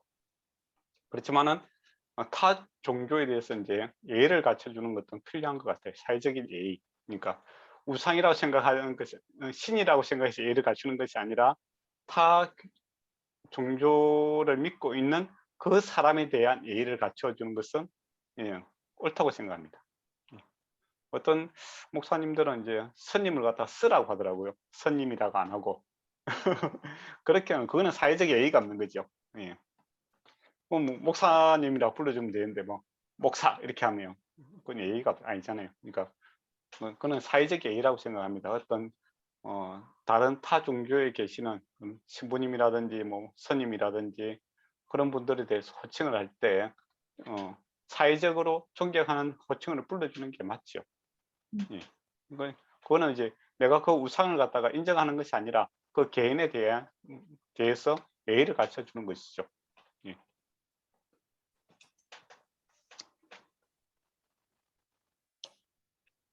여러분이 생각이 제 생각하고 다를 수도 있습니다. 예, 다르다면 뭐 예, 다르게 이야기하셔도 되고 저는 그렇게 생각한다 이거죠. 예. 한참 이제 한국에서도 그런 일도 있었어요. 예. 저희가 이제 고등학교 다닐 때는 국기에 대한 경례를 해야 되느냐 말아야 되느냐 그게 이제 중고등학교 이제 학생들한테 이제 주어지는 의문이었죠. 그리고 교회 목사님들 같은 경우는 그런 게 우승숭배다라고 이야기하는 사람도 있었고, 그래서 이제 학생들이 이제 교회 가서 이제 믿음이 신실하신 그 학생들은 뭐 국기에 대한 경례도 안 하고 그러다가 혼이 나고 그런 사람들도 있었어요. 그러나 그런 우상에 대한 그렇게 접근이 잘못된 거죠. 그 우상에 대한 그런 경례가 아니잖아요. 내가 속해 있는 조직에 대해서 예의를 표하는 것은 언제든지 해야 되는 일들이죠. 그렇지 않습니까? 근데 그거 갖다가 우상 숭배와 이렇게 연결시키는 것은 옳지 않다. 그렇게 생각합니다. 말씀. 아, 목사님, 저기 네, 아키 사모님도 하나 질문이 있는데요. 네, 그 만약에 뭐 한국에서 온 어떤 선교사님의 사모님이 네, 사모님이 이거는 뭐 그런 얘기를 들었다라고 하는 건데요. 그래서 한국에서는 그 사례를 지불하면서 그 넌 크리스찬인 프로 뮤지션에게 예배 반주를 부탁하고 있는 교회가 있다라고 들었는데 네. 이런 것도 이 세상의 문화 아니면 우상을 교회에 도입하고 있는 것이 되냐. 예를 들면 돈을 지불하는 이유가 실력이 뛰어난 그 반주자가 필요했기 때문에 라고 생각하고 있는데요. 뭐 그런 의미로 들렸다라고 하는데 근데 이제 이런 얘기를 들려준 그 선교사님의 사모님은 그거는 그게 정말 찬양이라고 할 수 있을까라는 의문을 갖고 있었다라고 하는데 뭐 이런 경우에 대해서는 어떤 생각을 하고 계신지 그런 질문이었습니다. 제일 좋은 것은 이제 그 예배하는 마음으로 이렇게 반주를 하고 신앙이 있는 사람이 그렇게 하면 제일 좋겠죠. 근데 그런 이제 사람을 찾지 못할 경우에는 기능으로서 이제 그 부분을 감당해야 될 분을 찾는 것도 찾을 수밖에 없는 그런 사항입니다. 그 자체는 이제 문제가 되지 않겠죠. 만약에 그 예배 드리는 데 있어서 모든 것이 이제 그 제공되는 것들이 모두 기독교인들에 의해서 이렇게 제공되어야 된다라고 한다면은 당장 문제가 생기죠. 예배 시간에 이제 전기를 사용하고 그렇게 하잖아요. 그러면 그 전기는 믿는 사람이 만든 건 아니잖아요. 안 믿는 사람이 제공하는 전기이고 또 에너지 아닙니까? 그런 건 우리가 사용해야 될 수밖에 없는 거고, 또 그 사람의 신앙을 갖다가 우리가 대한 직업이 아니라 그 사람이 기술에 대한 기술을 갖고 있는 것에 대해서 우리가 사례를 취급하는 거죠. 그죠? 예, 그런 거니까 그냥 분리해서 생각을 해야 될 것 같고 좀 안타깝네요. 그죠? 그렇지만 이제 저는 이제 개인적으로 그 반주자라든지 음악 하시는 분이라든지 교회에서 이렇게 문화예술 쪽에 관련되신 분들을 그러니까 양육하는 입장에서 좀 사례라든지 그런 걸 많이 줘야 된다고 저는 생각을 합니다. 예. 예. 그러니까 1시간 뭐 이렇게 수고에 대한 노력이 아니라 문화예술인들을 갖다가 교회에서 좀 많이 키우는 방법으로 지원을 좀 해줘야 좋은 음악이라든지 좋은 미술이라든지 이런 것을 이제 기독교인 사상을 갖고 있는 사람들이 양육을 할 수 있죠. 그래야 사회에 선한 영향력을 저는 미친다고 생각합니다. 그래서 특히 이제 문화예술 하시는 분들이 경제적으로 많이 어렵지 않습니까? 그래서 교회가 전략적으로 지원을 해줘야 기독교 문화라는 것이 이렇게 꽃을 피울 수 있다라고 저는 생각을 합니다. 그래서 당장 저는 이제 생각으로는 1시간 봉사에 대한 봉사료보다는 그 사람을 이제 그 기독교 문화를 세워가는 입장에서 좀 더 잘 활용을 하기 위해서 사람들을 성장시키기 위해서 많은 지원을 해야 된다. 저는 그렇게 생각합니다. 예. 그럼 일단은 9장을 한번 넘어가 보도록 할까요? 예.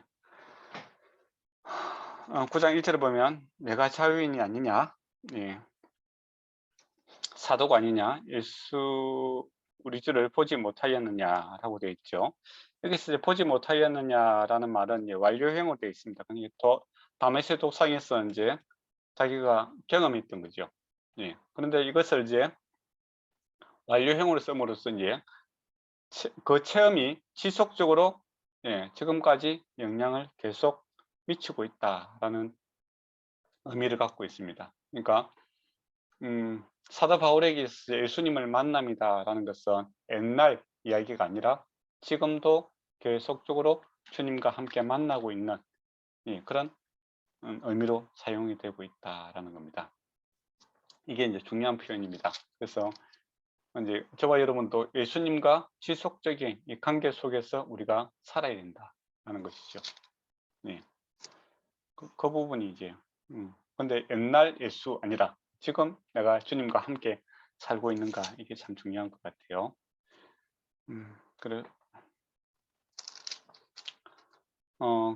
그러면서 이제 바울이 그리스도 안에서 이제 자유를 이제 이야기를 하고 있죠.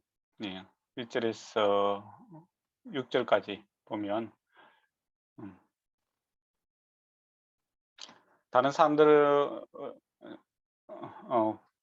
다른 2절을 보면 다른 사람들에게 내가 사도가 아닐지라도 너희에게는 사도이니 나의 사도됨을 주 안에서 인치는 것은 너희라. 이게 무슨 말입니까? 바울이 이제 사도가 아니다라고 이렇게 주장하는 사람들이 있었습니다. 근데 왜 아니냐라고 했을 때 다른 사도들은 보니까 살해도 받고 또 뭐 가족들이 이렇게 하는데 바울은 살해를 안 받는 거예요. 그러니까 저 사람은 사도가 아니기 때문에 살해를 받지 못하는 것 같구나. 그래서 조금 그 역량이 좀 떨어진다. 그렇게 이야기를 하는 사람들이 있었다라는 겁니다. 거기에 대해서 이제 바울이 이야기를 하는 거죠. 자기 사도성은 나는 주님을 만난 사람이다. 그리고 주님께 계속 영향을 받고 있고, 또 당신이 사도란 증거를 대보시오라고 하니까 바로 당신들, 고린도 교회가 바로 그 증거다라는 겁니다. 그러니까 내가 사도이기 때문에 복음을 증거해서 하니까 어떻게 되다는가, 교회가 형성이 되었지 않느냐라는 겁니다. 그런 쪽으로 이야기를 하고 있는 것이죠. 그리고 이제 나를 비판한 자들에게 변명할 것이 이것이니 우리가 먹고 마실 권리가 없겠느냐, 자기가 권리가 있다는 겁니다. 그렇지만은 그 권리를 이제 포기했다라는 것이죠. 네. 그러면서 이제 일을 함으로써 이제 그 사례를 받고 이런 것은 너무나 당연한 것이다라고 하면서 이제 군인에 대해서 비교를 하죠. 실제로 보면 군복무를 하면은 어떻게 합니까? 당연히 공무원으로서 일을 한다면 국가에서 사례를 받는 것이 당연한 거 아니겠습니까? 그죠? 그리고 양을 친다고 했을 때, 그죠? 사례를 주는 것도 당연한 것이다. 그리고 농사 지어도 그 일을 하면은 사례를 주는 것이 당연한 것이다. 그렇게 이야기하고 있죠. 그러면서 이제 9절에 보면 모세 율법에서도 성경적으로 한번 따져보자라는 거죠. 예, 그 신명기 25장 4절에 있는 말씀입니다. 곡식을 밟아 뜯는 소에게 망을 씌우지 말라, 이렇게 하고 있죠. 그러니까 그 소를 가지고 소를 사용한다면 소를 먹여야 되지 않느냐, 그거 당연한 거 아니냐, 그렇게 하는 거죠. 그게 소에 대한 이야기가 아니라 사람에 대한 이야기다, 이 이야기를 하고 있죠. 예, 그래서 이제 11절과 12절에 보면 우리가 너희에게 신령한 것을 뿌리신 적 너희 육의 것을 거두는 것을 가하다 하겠느냐. 그러니까 바울이 그 신령한 것, 하나님의 말씀과 이렇게 전도하고 이렇게 그 수고하고 노력했지 않습니까? 그렇기 때문에 사례를 받는 것은 당연한 것이다 라는 겁니다. 12절에 보면 다른 이들도 너희에게 이런 권리가 가졌거늘 하물며 우리가 보냐.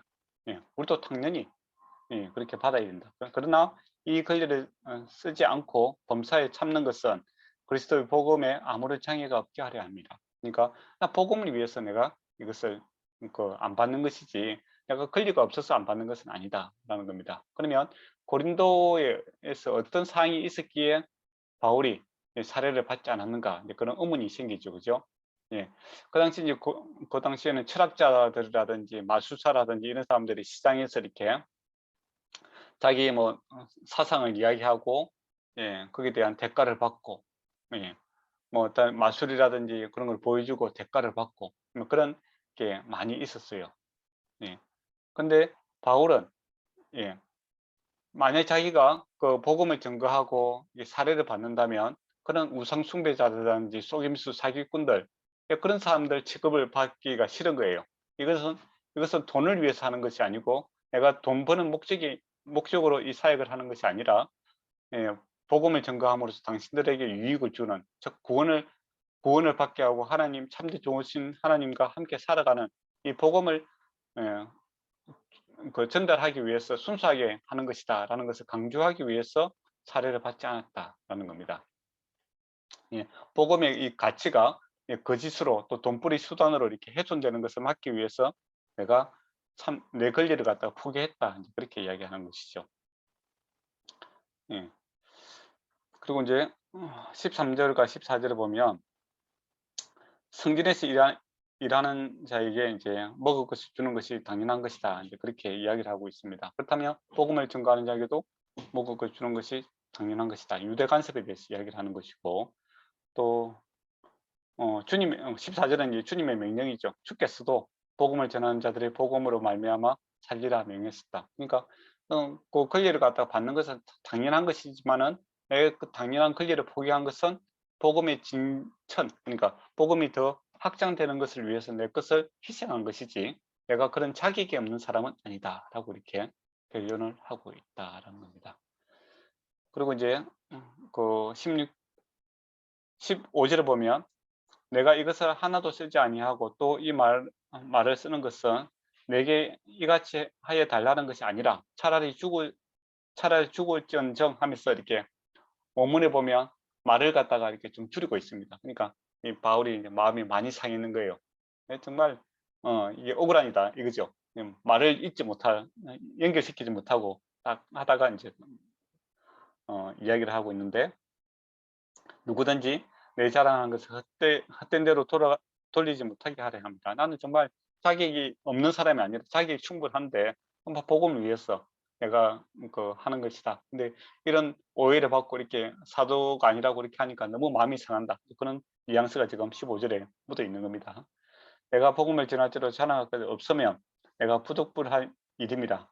만일 복음을 전하지 아니하면 내게 하가 있으리로다. 그러니까 내가 뭐 유익을 위해서 하는 것이 아니라 나에게 사명감으로 내가 하고 있다는 것이죠. 이익이 되든 안 하든 이것은 주께 주신 명령이기 때문에 내가 자발적으로 이 사명감을 가지고 한다라는 것이 17절의 내용이죠. 그리고 18절에 보면 내 상이 무엇이냐? 내가 복음을 전할 때에 값없이 전하고 복음으로 말미암아 내게 있는 권리를 다 쓰지 아니하는 이것이로다. 그러니까 내가 복음 전하고 하나님으로부터 상을 받기를 원하지 사람들이 인정을 받고 뭐 이런 데 관심이 없다. 이야기를 하고 있습니다. 너가 인정하든 안 하든 그게 중요한 것이 아니라 나는 주님으로부터 상을 받기를 원하고 인정을 받기를 원한다. 그 이야기를 하고 있습니다. 그리고 19절에 내가 모든 사람에게 자유로나 스스로 모든 사람에게 종이 된 것은 많은 사람을 얻고자 합니다. 그 이야기를 합니다. 그러니까 바울이 유대인에게는 유대인처럼 이방인에게는 헬라인은 헬라인처럼 이렇게 접근하는 것은 뭐 사람이 줏대가 없는 것도 아니고 뭐 내 자신을 갖다가 낮추는 것, 이것은 많은 사람들에게 전도하기 위해서다라고 이야기를 하고, 많은 사람들이 복음을 받아들이게 하기 위해서 내 자신을 낮추는 것이다. 이제 그렇게 이야기를 하고 있죠. 근데 이제 그 당시 로마라든지 이제 그리스 문화에서는 자기 신분보다 이렇게 낮추는 것을 상당히 안 좋게 생각했습니다. 그러니까 그거는 가치 없는 일이다 생각이, 지금도 그렇잖아요. 사람 좀 없어도 있어 보이는 거 좋아하잖아요, 그죠? 근데 바울은 자기가 충분히 존경을 받을 수 있는 사람인데 굳이 그 낮은 자리에 들어가는 것은 예수 그리스도께서 이제 육신의 몸으로 온 그 십자가의 정신이죠. 그로 인하여 얻고자 하는 것은 이제 복음 전도를 위해서 내가 주님과 함께 십자가 지는 자세로 내가 낮은 자세로 살겠다, 그렇게 이야기를 하고 있습니다. 그래서 22절을 보면 아무쪼록 몇 사람이라도 구원을 얻고자 합니다 라고 이렇게 그의 목적을 이야기를 하고 있습니다. 그러니까 자기가 살해도 받지 아니하고 또 유대인에게는 유대인처럼 그렇게 낮은 자세로 임하고 헬라인은 헬라인처럼 그렇게 계속 낮은 자세로 임하는 이유는 몇 사람이라도 구원을 얻기 위해서 내 것을 내려놓는 것이다 라는 겁니다. 그리고 이제 24절부터 이제 그 달리기 이야기를 하죠. 그 프로 운동선수들이 이제 그 상을 받기 위해서 절제를 하지 않습니까? 그죠? 그것처럼 27절에 내 몸을 쳐서 쳐다, 여기서 내 몸을 치다라는 것은 눈이 이렇게 파랗게 되는 거 있잖아요. 맞아갖고, 그죠? 그런 표현입니다. 주먹으로 이렇게 맞았을 때 눈이 파랗게 되는, 그만큼 자기 것을 이제 절제를 하는 거죠. 절제하는 이유는 전파된 후에 자신이 도리어 버림을 당할까 두려워합니다. 여기서 버림받는다는 것은 구원받지 못한다는 것이 아니라 상을 받지 못하는 것을 이야기하는 겁니다. 바울이 뭐 구원에서 탈락될까 싶어서 그렇게 열심히 한 것이 했나? 그게 아니라 구원에 대한 이야기가 아니라 상에 대한 이야기죠. 그러니까 내가 열심히 이렇게 절제하면서 하는 것은 주님의 상을 사랑하고 그것을 추구하는 것이다. 이제 그런 쪽으로 이야기를 하고 있습니다. 그러면 보자. 9장에서 우리가 여러분이 혹시 뭐 질문할 거 있습니까?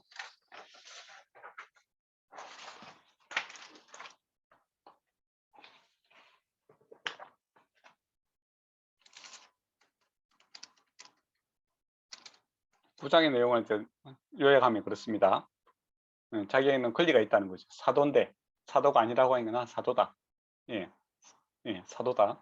그렇지만은 사도로서 자기의 권리를 포기하는 이유는 복음을 위해서, 복음이 오해되지 않기 위해서 내가 살해를 받지 않는 것이고, 또 다른 사람 이제 유대인이나 헬라인처럼 이렇게 그 사람들에게 맞춰서 행동하는 이유는 한 사람이라도 더 구원을 받게 하기 위해서다라는 것이죠. 그리고 나는 다른 사람이 인정하든 안 하든 나는 내 일을 주님께서 주신 이 사명을 위해서 최선을 다하고 있다. 그리고 이 최선을 다하는 모습이 어떤 모습이냐라고 했을 때 마치 프로 운동선수들이 세상에 썩어가는 멸류관을 위해서 절제하는 것처럼 나는 주님의 상을 바라봄으로써 내가 누릴 수 있는 것들을 충분히 절제한다라고 이야기를 하고 있습니다. 그래서 내 마음은 오직 하나님께 있다. 그 이야기를 하고 있는 것이죠.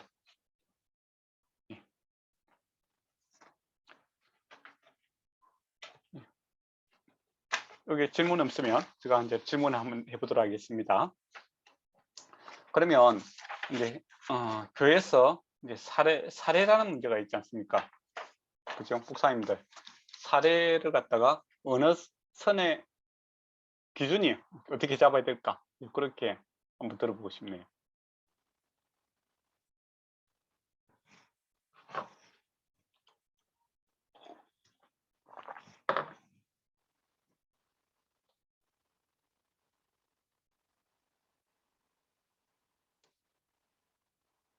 그러니까 사례라는 게 그 일시적인 게 아니라 정기적으로 지급되는 그런 그렇죠. 말씀하시는 거죠. 예. 목사님들 월급이라고 생각하면 될 거 아니에요. 뭐 일반적으로는 그 목사님에게 월급을 주는 것이 당연한 거잖아요. 그죠? 근데 그 기준을 이제 어떻게 세워야 될까? 그게 이제 많은 생각이 다양한 게 있는 것 같아요. 그래서 어떤 기준이 합리적인 기준일까? 그거죠.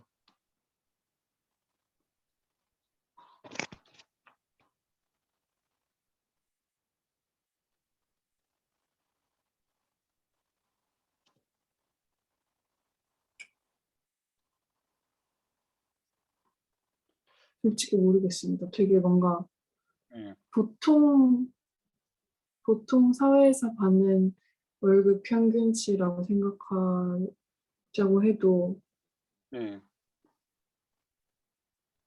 네, 실제로 목사님들께서 쓰시는 사역비나 그런 것들도 다 너무 제가 정보가 없어가지고 네. 그렇죠. 예. 그러니까 이제 이게 사실 중요한 문제예요. 그 현실적인 문제고. 그래서 그 교회 담임 목사님이 이야기하기는 힘들고 외부에서 이야기하기는 좋죠. 예. 그래서 이제 어떤 여러 가지 의견이 있어요. 뭐 어떤 사람들은 이제 뭐 교수 월급만큼 줘야 된다 이런 사람도 있고, 또 어떤 사람은 뭐 7급 공무원 정도 수준에 줘야 된다는 사람도 있고, 어떤 사람은 교회 그 구성원의 한 평균 중간 정도의 이제 월급을 맞춰줘야 된다라는 사람도 있고, 그런 다양한 의견이 있습니다. 예. 근데 이게 뭐 법으로 정해진 건 없어요. 그죠? 그래서 교회 형편에 따라서 이렇게 이제 주어지는 건데, 실제로는 이제 교인들이 한 100명, 150명 이상 되지 않냐면 그 목사님들에게 사례를 줄 수 있는 형편이 잘 안 됩니다. 예, 정상적으로 주기가 힘들어요. 예, 그래서 저는 기준이 그 전체 구성원들의 한 중간 정도의 그런 기준으로 한번 설정하는 것도 좋지 않겠나 싶은 생각도 해보고, 또는 이제 7급 제가 옛날에 교회에서 한 9급 공무원 정도 해야 되지 않겠나 하니까 와, 우리 성도들이 반대하더라고. 그러면 안 된다고.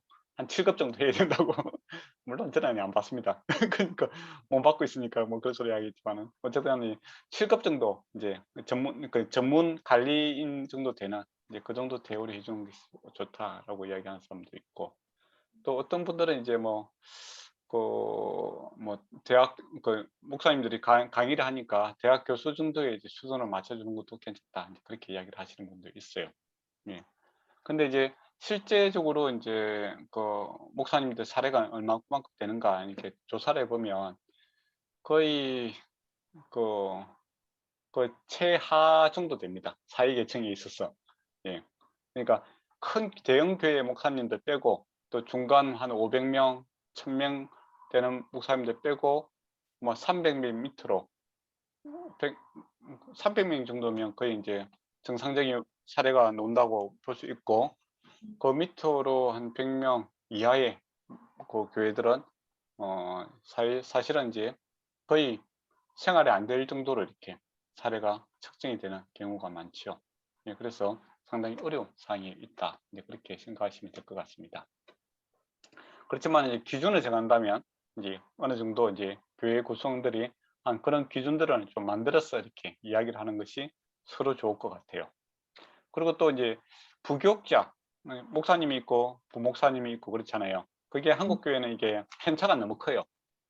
예, 그래서 이제 부교육자들이 이제 생활하기 힘드니까 계속 뭐 다른 교회 개척을 해야 된다든지, 뭐 담임 되기 위해서 애를 쓰는 이제 그런 모습들이 있는데, 그런 것도 이제 깊이 이제 좀 생각을 해봐야 됩니다. 예, 사례라는 것이 생활을 하기 위해서 주어지는 거잖아요, 그죠? 예, 그렇다면 생활을 할 수 있게끔 이렇게 배려를 하는 것이 맞다라는 겁니다. 근데 어떤 분들은 이제 뭐 시간당 계산을 하자라는 분이 있더라고요. 그거는 정말 옳지 않거든요. 그러니까 뭐 일주일날 설교하는 거 3번, 4번이고, 뭐 그 시간당 계산해갖고 뭐 어떻게 하겠다는 거예요. 뭐 예, 그거는 옳지 않습니다. 그러니까 그 음악도 그렇고 미술도 그렇고 뭐 창작이 들어가는 그런 목사님들도 설교라는 것이 창작에 들어가는 그런 부분이 있잖아요. 그런 것들은 시간으로 계산하면 안 되고, 예, 그 한 시간을 위해서 그 준비하기 위해서 앞에 많은 수고가 노력들이 있지 않습니까? 거기에 대한 이렇게 대처를 좀 해주는 것이 맞다라고 생각합니다. 예. 그래서 이제 만약에 교회에서 이제 집사님들이 된다든지, 그러니까 안수 집사가 된다든지 장로가 되면은, 그런 이제 이 문제가 이제 실제적으로 다루어야 되는 문제이기도 합니다. 목사님이 사례에 대한 처우에 대해서 어떻게 할 것인가, 그런 거 좀 다루어야 되는 문제고, 특히 이제 저는 이제 강조를 하는 것이, 이제 사례도 주지만은 이제 우리가 회사에 퇴직금이 있지 않습니까? 그죠? 그런 것처럼 목사님들도 이제 퇴직금을 좀 넣어주고 갖고, 만약에 목사님이 나이가 들고 또 어떤 아파서 못하게 된다든지, 그때 이제 목돈이 들어갈 수가 있잖아요. 그때 이제 미리 퇴직금을 좀 이렇게 그 준비해 놨다가 주면은, 예, 목사님도 나가기 쉽고 또 교인들도, 예, 마무리 잘 할 수 있어요. 근데 미리 준비하지 않으면 나중에 목사님이 나갈 때도 없는데 가라 하고, 뭐 못 가니까 나는 계속 있어야 되겠다 그렇게 싸우는 경우가 있고, 그럼 서로 안 좋잖아요, 그죠? 그래서 이제 퇴직금은 이제 미리 좀 준비해 놨다가 주는 것도 지혜로운 방법이다, 그렇게 생각을 합니다. 예. 다음에 집사님들 뭐 이야기할 때 그런 이야기를 제가 자주 합니다. 근데 사실은 이제 목사님들과 이제 교회와 이제 분쟁이 생기는 이유 중에 하나가 바로 이 퇴직금 문제 때문에 많이 생깁니다. 교회가 형편이 안 되는데, 그죠? 또 목사님도 또 나갈 때 형편이 안 되잖아요, 그죠? 그래서 돈 문제 때문에 사실은 문제가 많이 생기는 경우가 있습니다. 그래서 미리미리 퇴직금을 좀 준비했다가 주는 게 맞고, 그리고 너무 과하게 또 퇴직금을 요구하시는 분들이 있거든요. 그 사람은 거의 양심이 맞지 않습니다. 만약에 이 사람 어떤 목사님을 청빙했는데 한 1년, 2년 있다가 나가야 되잖아요. 교인들이 도저히 서로 안 맞아서 나가달라, 그런 경우가 있거든요. 근데 그 한 1년, 2년 이렇게 봉사했는데 갑자기 뭐 퇴직금으로서 한 1억, 2억 이렇게 달라고 하는 사람들이 있어요. 뭐 차도 달라 하고, 그건 사회 통념상 맞지가 않죠. 그렇죠? 예. 뭐 일반 회사에서도 그렇게 안 하지 않습니까? 예, 그거는 이제 너무 과한 요구입니다. 그래서 그런 합리적인 그런 기준들을 좀 서로 맞춰주는 것이 도움이 된다라고 생각을 합니다. 예. 시간이 다 돼갔나? 좀 남았네. 그 다음에 이제 생각해야 할 게, 여러분이 이제 목사라면 교인들이 특별한 뭐 행사들이 있잖아요, 그죠? 결혼식이라든지 뭐 장례라든지 또 뭐 집에 초청을 했을 때 내가 가서 설교를 했는데 그 사례를 받아야 되는가 말아야 되는가, 그런 것도 고민할 필요가 있겠죠. 어떻게 해야 됩니까?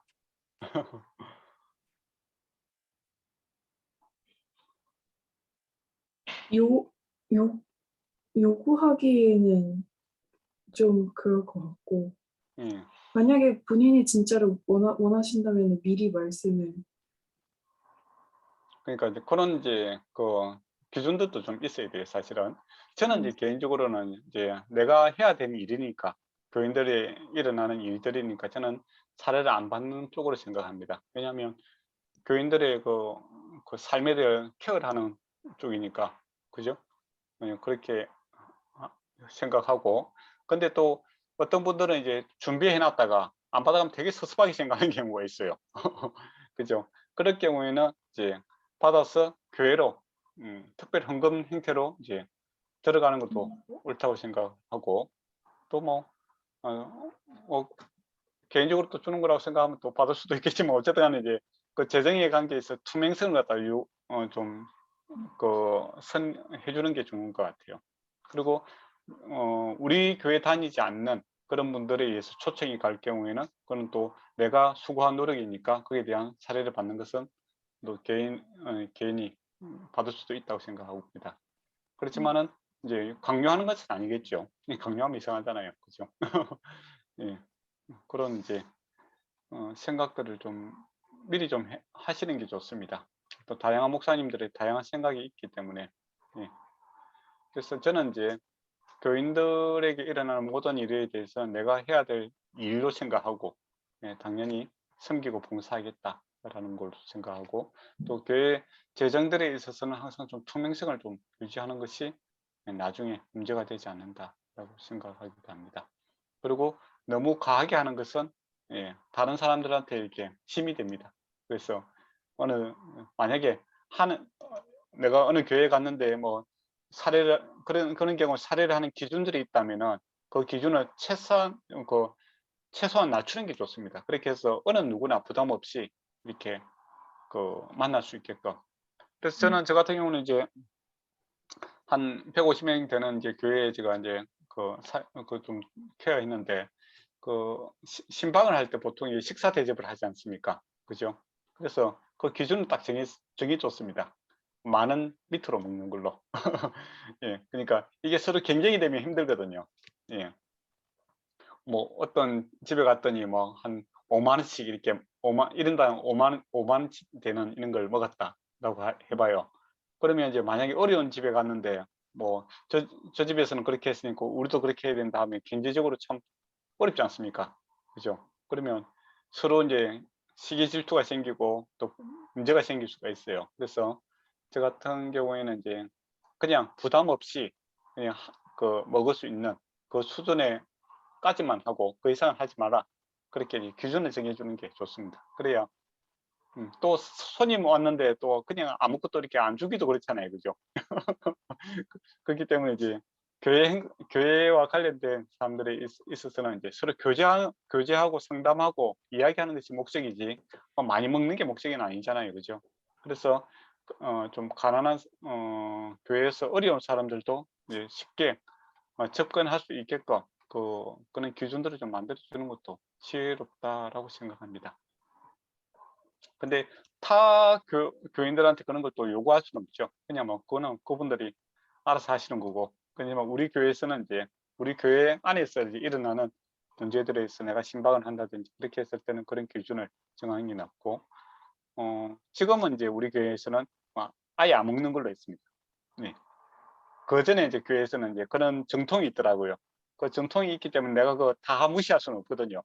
예, 그럴 때는 이제 그 기준을 좀 낮추어 갖고 설정을 해주는 게 좋았고, 지금 교회는 이제 개척한 교회니까 기준을 만들어 가야 되지 않습니까? 그래서 아예 안 먹는 걸로. 예. 그것도 괜찮더라고요. 특별한 경우에 이제 밥 한번 먹을 수 있지만은, 예, 원칙은 안 먹는 걸로 그렇게 해서 해놨습니다. 근데 그때 필요에 따라서 부담감 없이 이렇게 만날 수 있는 그런 문화를 만드는 것도 좋지 않나 그렇게 생각합니다. 네, 또 다른 목사님의 생각은 다를 수도 있어요. 목사님이 왔기 때문에 최고의 것을 대접해야 된다, 그렇게 하시는 분도 있습니다. 그런 경우는 또 그렇게 드셔야 되죠. 어떻게 하겠습니까?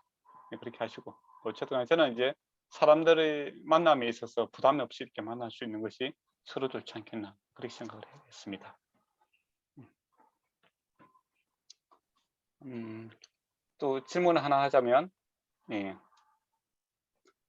사역자들이 지금 그 바울 같은 경우에는 자기 권리를 갖다가 이렇게 내려놓았지 않습니까, 그죠? 예, 내려놓는데 또 사역자가 권력을 남용할 수가 있어요, 그죠? 남용. 그런 경우는 어떤 경우일까? 그것도 한번 생각해 볼 필요가 있을 것 같아요.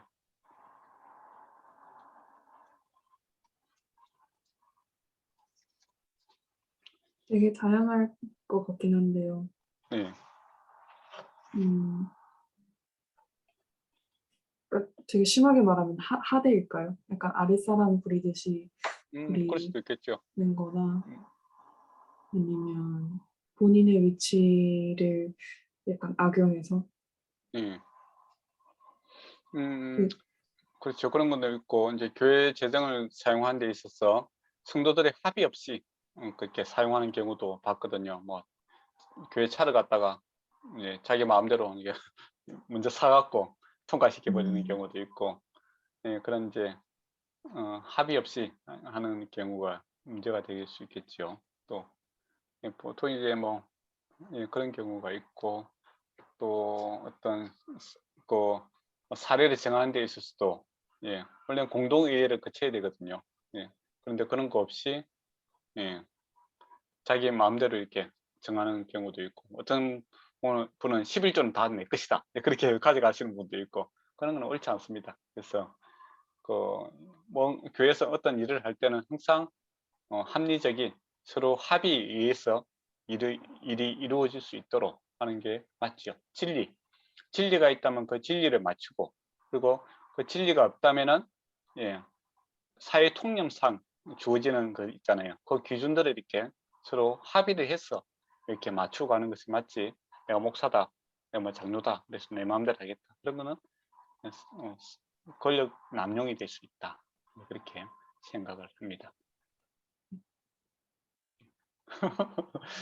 아, 너무 어렵다, 그죠?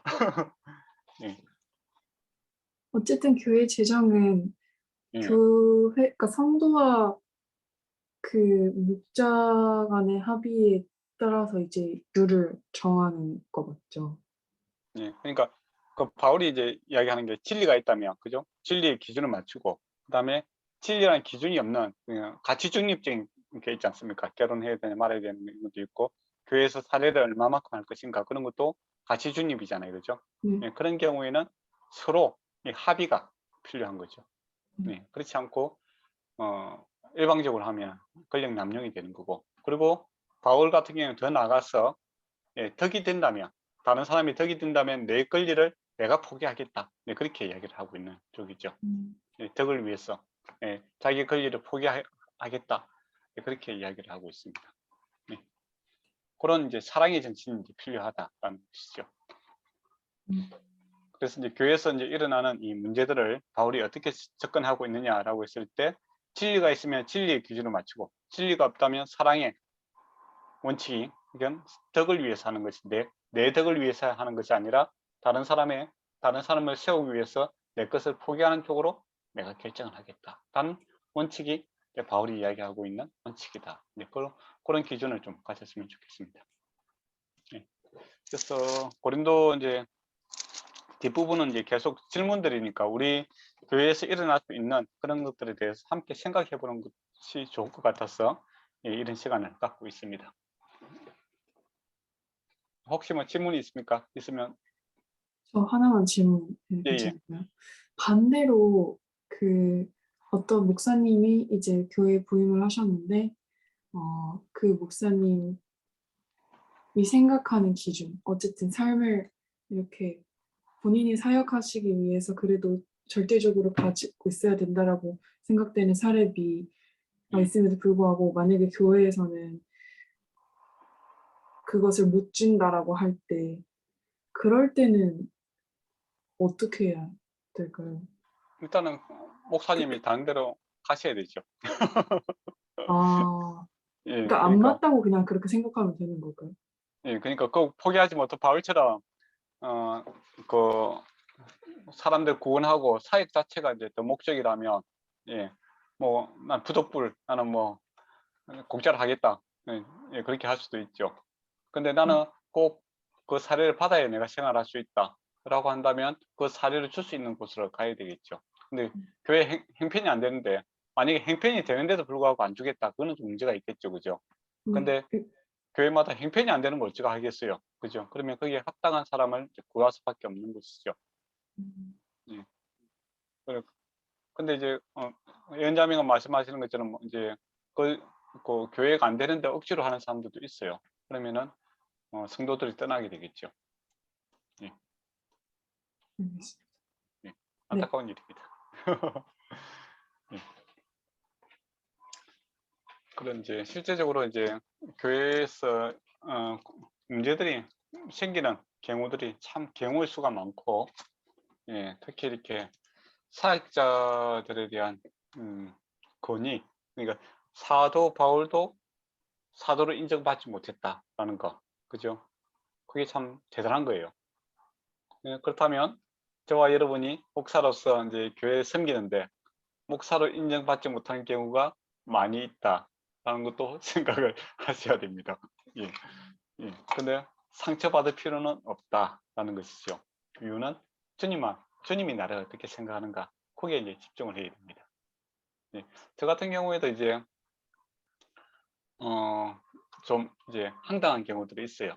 이제 예의가 없는 분들이 있거든요. 그러니까 뭐 초청을 해서 이제 예배하러 갔는데 뭐 갑자기 그날 또 취소를 하는 경우도 있고 그런 경우도 있습니다. 그러니까 공짜로 하니까 진짜 가볍게 생각하시는 분이 있어요. 마치 그런 거죠.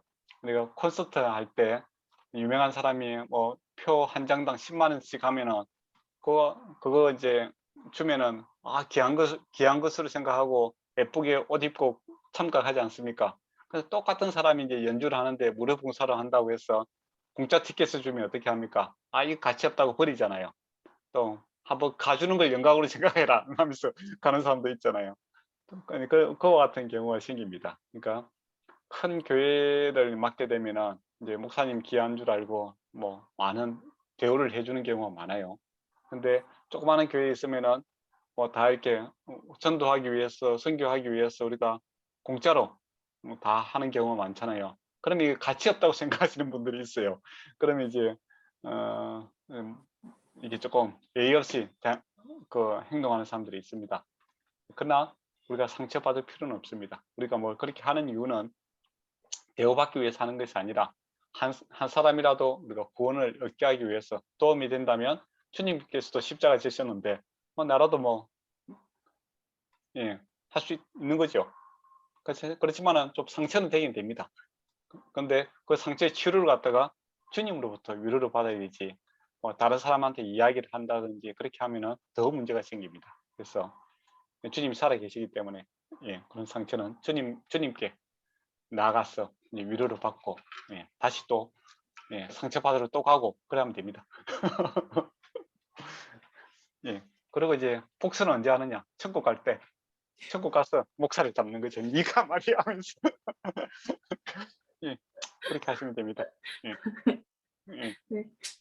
난 기억하고 있다. 그때 그 일을 하면서. 오늘 마칠까요? 네, 제가 기도하겠습니다. 사랑하는 주님, 아버지 감사합니다.